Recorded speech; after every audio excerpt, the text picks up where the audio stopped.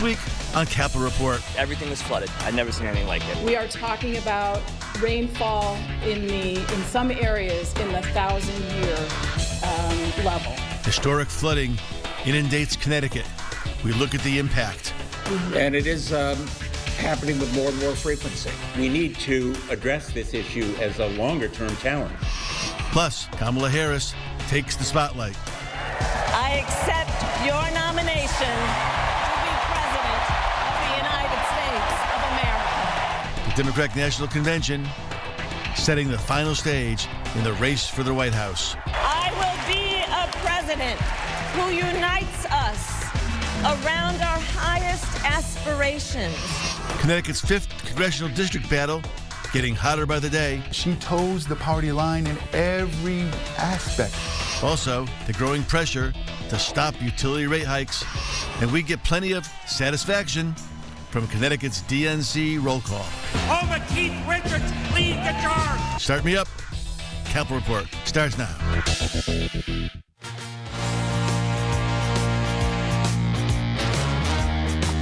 Welcome to Capitol Report. I am Tom Dutch. We are so glad you're spending part of this Sunday morning. We had a newbie on the panel today, right? Huh? Welcome. It's great to be here. The vice chairman of the Hamden Democratic Town Committee is with us. Joe Simwitz. I'm back. It's football season. Well, Let's go. The coach. We got to start using more coach analogies too, because you're the original coach here. I mean, I got a text from the convention. Felt like they were in one of my campaign flyers. Coach, veterans. Liz Koranowitz, Republican strategist. Good morning. Johnny Max with us as always. Just for the record, Joe's the only head coach. There you go. Not the vice president candidate. Fact check McKinney already. Hey, so we've entered a new phase in the race for the White House. Democratic National Convention came to a close with Kamala Harris giving a rousing speech to rally the party as we move into the final weeks before Election Day. During the convention, a parade of Democrats spoke about the vast differences between the Harris and Welch ticket and the Trump-Vance tandem. Connecticut Senator Chris Murphy, the Murph, used his 5 minutes to talk about a path forward on immigration and border security. Watch this. Kamala Harris knows that we can be a nation of proud immigrants and a nation of strong immigration laws. That's why when she's president, she will bring that border bill back, and Kamala Harris is going to pass it. The border, the economy, these have continued to be two of the top election issues. How did Democrats do making their case last week, guys? Joe Simwitz? Look, I watched the convention as more of a political observer, right? I'm going to vote Democrat no matter what, just simply how I feel about what's on the other side, whether it was Biden or Harris. But that pivot was very, let's say, it was fraught with peril, and they pulled it off. And the convention was probably one of the most well-executed conventions I've ever seen. They mixed in the themes, they mixed in the issues, they had the crowd really vibing. People at home felt the energy coming off, the amazing speakers, the talent. It really was a convention for the ages. I think it's going to go down as one of those types of conventions that really set the stage for what the next few months are going to look like. You know what's interesting to me, though, is when you look at, there are divisions, pretty significant divisions within the Democrat Party, and there were thousands of protesters, anti-Israel protesters outside the convention. And for those delegates that were uncommitted, they were literally begging the organizers of the DNC to offer an opportunity for a Palestinian American or someone representing the Palestinian effort to speak, and they refused. And so what I'm seeing after that convention is really back to the divisions that we saw before Joe Biden was forced out of the presidential race. So I think Democrats are not unified, which is not how you want to come out of a convention. Those divisions are still very prominent, and it will have an impact. Sana, what do you think? So I watched the convention, and I thought it was excellent. Regarding immigration reform, I really appreciated Senator Chris Murphy's remarks. I thought that he did an incredible job achieving bipartisan support on an important border bill that really pushed for humane immigration policy despite some of the shortcomings, such as increased protection for dreamers.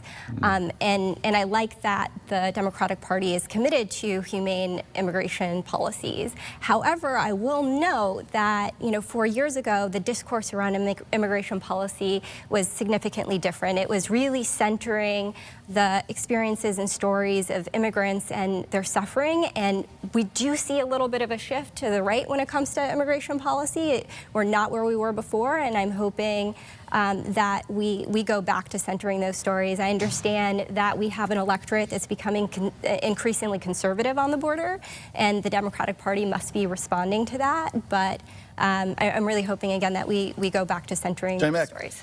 Yeah, I mean, conventions are well scripted and organized. You know, if I'm going to be a little critical, I think what they did to President Biden by putting on so late on that night was a little unfair. Yep. He should have been in a primetime speech. He's the one who made the decision. Yes, he was forced out, but ultimately he made the decision to turn this over and give the Democrats a chance. But the convention's now over, so we're going to have to hear from Vice President Harris. She's going to have to do interviews without teleprompters, without speeches, and I think the press is going to have to play a role here. I've never seen any elected official run a campaign the way she's running it. You have a statement from Senator Harris running for president 4 years ago saying, I'm in favor of banning fracking. And then they go and they approach the Harris team, are you for banning fracking? And the campaign says she's not for banning fracking, but she says she is. They cannot let her get away with that. You cannot allow a campaign to speak for the candidate. The candidate's going to have to speak for herself at some point. So game on. I still think we're looking at a very, very close election. Okay, so last week's historic flooding in parts of southwestern Connecticut was a chilling reminder of how vulnerable we are to the forces of nature. Lives were lost, home and properties destroyed, roads and bridges buckling through the raging floodwaters. It'll take time and a lot of time to repair and recover from this mess. Governor Lamont declaring a state of emergency and requesting immediate federal aid. These extreme weather events are happening more than usual in Connecticut. And while the immediate focus is on recovery efforts, lawmakers are sounding the alarm on preparing for the future. Watch this. Resilience against climate change is not just for the coastline. Flash floods and other disasters affect all of Connecticut. We all have a stake in planning and preparing. We are trying to think down the road in terms of resilience, what we can do to make sure this is a lot less likely to happen again. There's no mystery here as to what is required to prevent these kinds of destructive disasters in the future. It is investment. You may recall in the last legislative session, a climate bill passed the House with overwhelming support, but it failed to advance. It never came up for a special session either. Environmental advocates have been waving the red flag on climate change legislation that would put more resiliency planning in place. Sonia, what happened? Is the Democrats control everything in the state of Connecticut. They can't get a bill on climate change. So I can't speak to what ultimately happened, but what I can say is I really hope that the legislature takes action on this. These severe weather events that impacted Connecticut residents this summer is a testament to that climate change is here, we're dealing with it, and we have to take steps forward to address it and also mitigate climate change. I think that the bill that didn't pass, so House Bill 5004, would have made tremendous strides in addressing the climate crisis. And I hope that next session, the legislature prioritizes that and we make investments in the future. Connecticut has the resources to do so. We have a $4.1 billion rainy day fund, and so we should use those resources to make sure that we even have a future. There are guardrails, guys. That's a problem. No. Well, you know, first, I just want to say, you know, I look at these pictures. I represented Newtown for 16 years, devastated by this storm.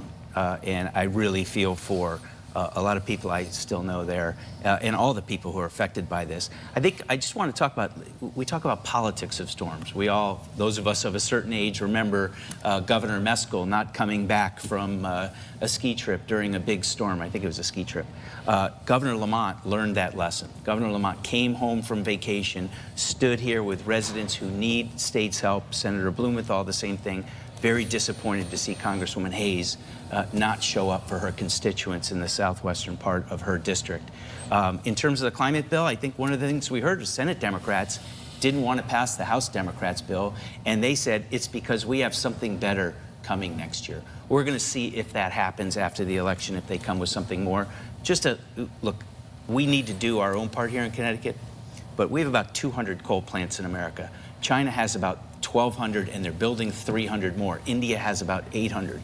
This is a global problem. This takes leadership from the United States, whoever the next president is, to really get the world to understand this is a problem. We're not going to solve that problem in Connecticut. Yeah, and I think in the House and the Senate, you had dueling bills. The Senate had their ideas where they wanted to go. The House with 5004 had their ideas where they wanted to go, and they just didn't get it together. But you're right, Tom. I am hearing from advocates on the side that wanted bills passed. They're saying the bill next year is going to be different. And I got to tell you, the governor's office is bought in. I've had conversations with them. It is going to be a major point of their agenda moving forward next session. Can they get it passed in both chambers, and how are they going to put it together? I don't think there's anybody better than to do those negotiations than Matt Brockman. He's the governor's new chief of staff. He was in the legislature. He knows the people. He understands how they make their decisions. The governor puts his political weight behind it. We'll see it, but we got to balance it with the cost, right? We're feeling the cost of electricity now, which has a lot to do with our changes. Right, wrap it up, Liz. Thank you, because that is exactly the issue. Yeah. When you're talking about in this inflationary period that we are enduring, when you're looking at the incredible costs being borne by Connecticut families, and now you're going to ask them to mandate electric vehicles, we're not talking about offering an opportunity for people to go out and buy electric vehicles. We're saying you have to have one, and that is just not going to fly. So the one thing I hope that all of the negotiators have realized, don't put that in the bill. And we don't have the infrastructure ready to do it. We don't. And we refuse to invest in that infrastructure. And when we do want to invest in that infrastructure, we put the bill on the ratepayers. All right. Liz kind of foreshadowing that third block already. Hey, the fight for the 5th Congressional District keeps heating up. New ads back and forth surrounding the debate heats up. We're going to dive into this race with Newsday's political contributor, our pal Mike Cerulli, when Cap Report returns. Do not go away.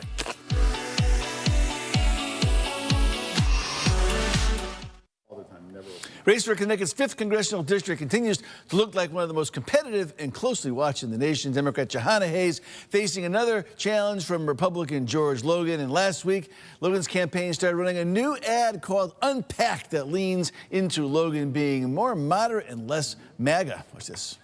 I have a proven track record of working with both parties to stop reckless government spending and make life more affordable. But the partisans, they're gonna throw the kitchen sink at me because I don't fit in this box. Joining us now to discuss the state of the race is Newsday's political contributor, my pal Mike Cerulli. So, Mike, what do you make of that ad, from your seat? What do you think? Yeah, good morning to you, Tom. You know, that ad, pretty much straight out of the textbook of a Republican running in a blue district. He hits the economy. That's the top issue for voters. And critically, he picks up on that task that he began 2 years ago when he ran for this job, and that is carving out an identity for himself as a more independent-minded Republican, as you saw there, explicitly saying he is not a quote-unquote typical Republican. And Mike, you sat down with Logan last week. I'm assuming that you asked him about that idea of being a Republican who can appeal to independents and even some Democrats, right? Yeah, you know, I asked him directly about that, and specifically I read him a statement from Congresswoman Hayes commenting on this ad. She said, quote, Logan is careful not to offend Trump and will absolutely be a supporting vote for the Project 2025 agenda. You know, she's essentially saying, hey, George Logan, no moderate. Take a listen to what Logan said when I asked him about that Project 2025. I do not support a Project 2025 agenda. I am not interested in going to Washington to support any partisan agenda. Now, my opponent, that is a foreign concept to her, right? Because she has a 99% voting record with the Biden-Harris administration. She toes the party line in every aspect. So you can see there a condemnation and then a pivot to the attack, trying to turn the tables on those lines about him not being moderate. And I should note, I asked him about some of the specifics of that 900-page Project 2025 proposals, like mass deportations, for example, and he said he would not support those. But Mike, of course, Hayes probably isn't just going to accept that, right? Yeah, you know, ultimately, I think that is going to become the issue here. Best we can tell, Congresswoman Hayes is essentially going to argue that Logan will support the MAGA agenda, the Project 2025 agenda, despite what he says publicly. She's going to ask voters to believe her, not him, and he is, of course, going to do the opposite. We will continue, of course, to examine and press these issues in our conversation with Logan to get his views to the voters, and we certainly look forward to the opportunity to do the same with the Congresswoman in the near future. Well, she hasn't spoken yet, Mike. We'll see what this week brings us. Hey, great, Mike. Thanks for being here. Appreciate it. Great to be here.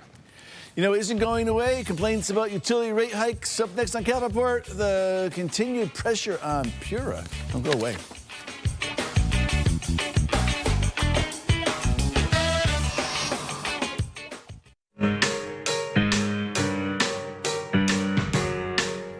No one's really happy with the recent approval of the utility rate hikes by PURA, the Public Utilities Regulatory Authority. But there are calls for a special session to address this. The Democrats seem to have hopped on board with Republicans about the need to address the issue. And last week, 5 people who have nothing to do with the process of setting rates or oversight of utility companies made their position clear. Those 5 people, yep, Connecticut's U.S. House delegation. They're hearing about it from their constituents on the trail and sent a letter to PURA that reads, part quote, hey, do something about this. Well, actually not. PURA should consider alternative strategies for meeting the state's utility providers' statutory and financial obligations that do not unduly burden ratepayers, especially in the historic high summer usage times. That sounds like Blumenthal right there. Hey, so guys, Liz, what do you think? You can stay on this bandwagon that you got to on the second block, first block, right?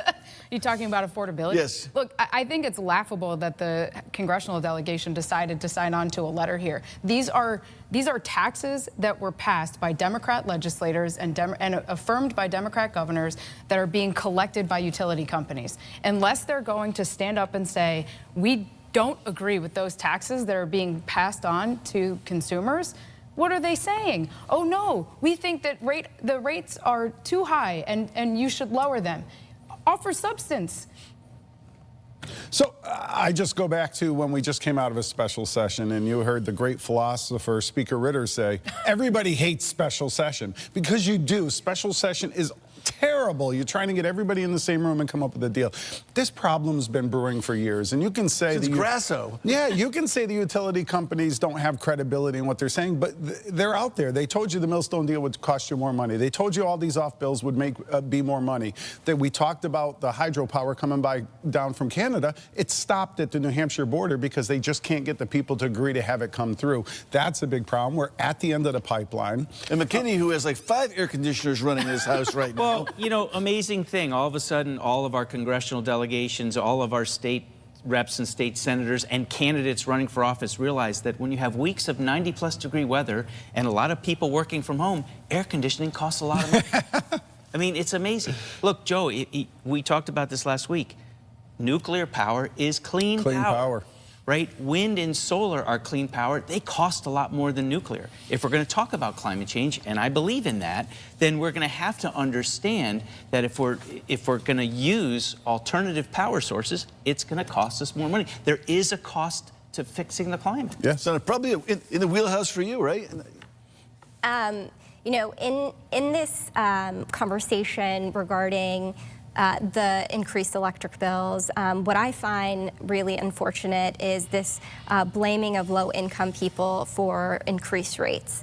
I think it's disingenuous because the bill in 2020 that provided support for low-income folks received bipartisan support, and it is only a portion of the public benefit section. 77% of it is Millstone, 23% is everything else, and 15% is those the support for low-income communities. And so I just want us to also have an honest conversation about this. Right, and we can't live in a world where whether it's the middle of the summer or the middle of the winter where you're just cutting people's service. Yeah. It doesn't work. Well, it's important to note the Republicans in the legislature in February said it is time to do something about this. All right, guys. Next on Cal Report, the pressure of the political convention roll call. Boy, oh boy. Could Governor Lamont handle it? Well, video evidence. When we return, don't go away. One of the most exciting moments at any political convention is, yep, the roll call. And last week, Connecticut's governor had the spotlight with just 15 seconds to introduce the greatness of our state to the world. I describe it like this. Ned nailed the opener, had a solid middle, but when it came time to stick the landing, well, let's just roll the tape. Connecticut, how do you cast your vote? Connecticut, the Constitution State, over the submarine, over the jet engine, over the Yukon Huskies slam dunk, over Keith Richards lead guitar. We vote. Keith Richards, that's what you're going at, Ned? Number 4? How about pizza, lobster rolls, Pez dispensers? Someone born in Connecticut, possibly, guys. He's not even a lead guitarist. He's a rhythm guitar player. But even blew that one. But it's Keith Richards. Come on. Jeez. You could have said the birthplace of George Bush. Yeah. You could have mentioned the Rolling Stones. The Rolling Not Stones. just Keith Richards for the younger people in the audience. John Mayer. They're handing out pizza buttons saying Connecticut I pizza. know. That doesn't get a mention. I would have gone with pizza. Yeah, he sliced that drive. I'm still being teased about wanting to see Neil Diamond in concert, so I'm not talking anymore. I'm sitting back. You're not a cultural touch. So what do you think? I think that Hamden, make a Sleeping Giant. Do something. Sleeping Giant. Pez candy. Oh, Pez. Brett Summer? Right. Come on. Oh, Very John. demure. The first American dictionary. All right, guys. All right, that's boring. That'll do it. Presented the coach. She's too smart for our panel. Giant Mac. All right. See you next week. Exactly. All right.